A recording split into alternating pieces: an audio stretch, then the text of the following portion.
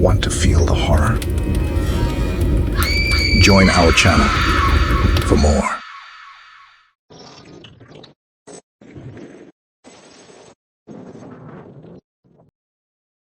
One fateful night, I, a taxi driver, embarked on a harrowing journey into the unknown when a mysterious passenger led me to a sinister destination. The night was shrouded in a thick, impenetrable darkness as I cruised the desolate streets of the city in my trusty taxi. The soft hum of the engine was the only sound that broke the eerie silence, interrupted only by the occasional drizzle that tapped gently against my windshield. It was the kind of night where even the bravest souls chose to stay indoors, wrapped in the comforting embrace of their homes. But for me, a taxi driver, it was just another shift in this unforgiving city. My eyes flicked to the clock on the dashboard. 2:37. The graveyard shift, they called it. It was a time when the city's secrets came to life, and I was the one who bore witness to them all. I had seen it all. Heartbroken lovers, drunken revelers, and those who were just trying to get from point A to point B.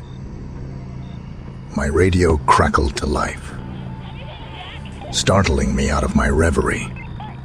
"Unit 7, come in. We've got a fare for you," the dispatcher's voice said.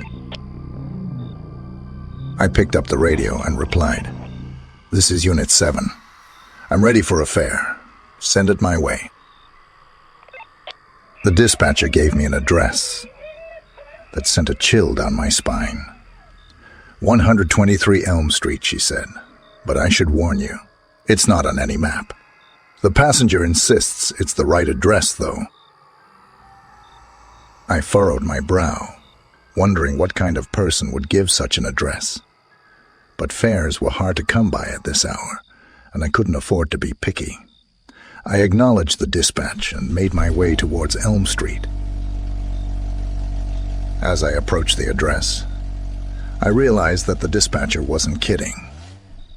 There was no sign of Elm Street on any of the maps I had, and the street itself seemed to appear out of thin air.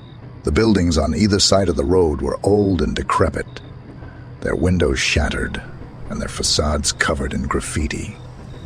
It was a place that time had forgotten, a place where darkness held dominion. I pulled up to the curb and glanced at the address one more time, my heart pounding in my chest.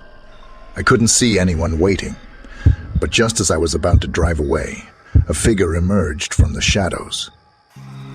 The passenger was a man, tall and gaunt, with a long overcoat that billowed in the wind.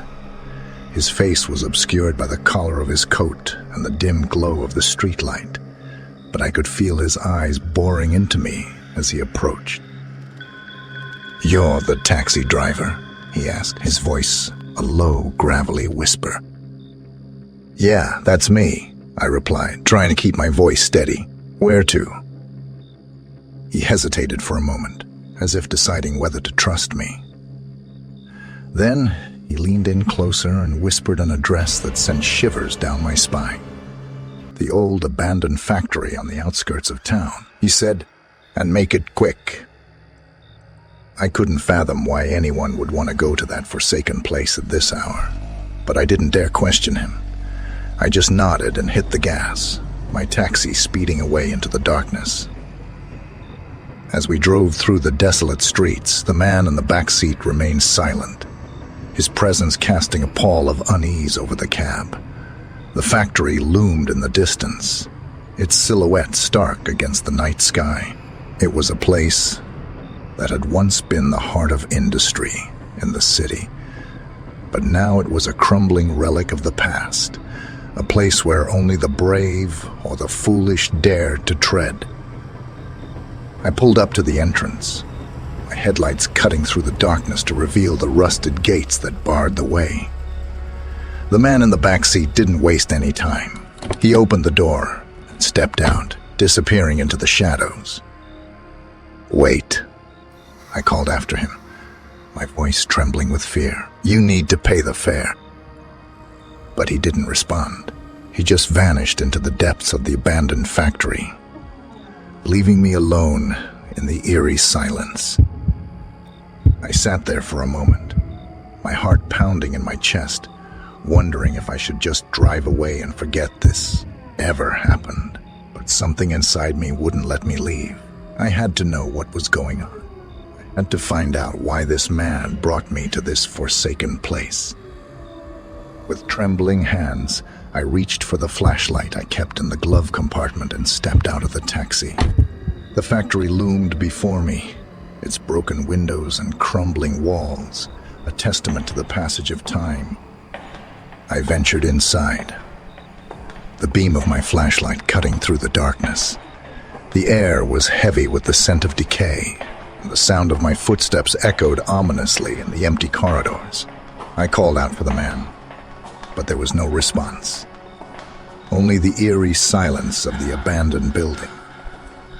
As I explored deeper into the factory, I began to notice strange symbols painted on the walls. Symbols that seemed to writhe and twist in the dim light.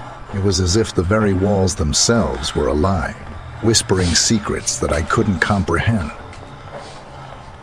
Faint, distant sound that sent a shiver down my spine. It was a voice, a chant, a chorus of whispers that seemed to emanate from all around me. It was as if the very air was alive with malevolent intent. I followed the sound, my heart racing, until I came to a large, open chamber deep within the factory. And there, in the center of the room, was the man from the taxi, surrounded by a group of hooded figures, chanting in a language I couldn't understand, their voices rising in a sinister crescendo. The man in the center held a small, ornate box in his hand, and as he chanted, the box began to glow with an eerie, otherworldly light. Watched in horror as the light grew brighter and brighter until it was blinding in its intensity. And then, with a deafening roar, the light exploded, filling the chamber with a blinding flash. When the light finally faded, I was left standing in the darkness, my heart pounding in my chest.